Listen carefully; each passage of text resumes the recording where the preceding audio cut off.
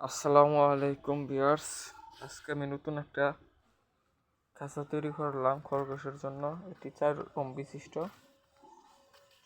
উপরের রুম হতে আমি শুরু করছি। উপরের রুম হচ্ছে,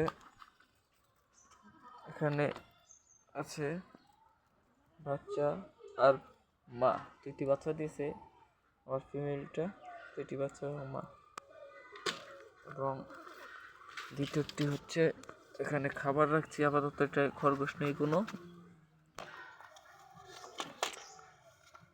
তৃতীয়টিতে আমার মেলটা রেখে দিয়েছি, মেলে খাওয়ার জন্য। এখানে ঘাস রেখে দিয়েছি, পানি সবই দিয়ে রেখেছি। আজকে রেফেল পর নিচের কক্ষটি এখনো কাজ চলতেছে। এখানে আমার তো নতুন খরগোশ এনে 2টি খরগোশ বাকি আছে, 2টি রুমে রেখে দেবো। এই হচ্ছে আমার খাঁচা। ভালো লাগলে আমার চ্যানেলটি সাবস্ক্রাইব করবেন এবং পাশে থাকা বেল আইকনটি ক্লিক করে দেবেন।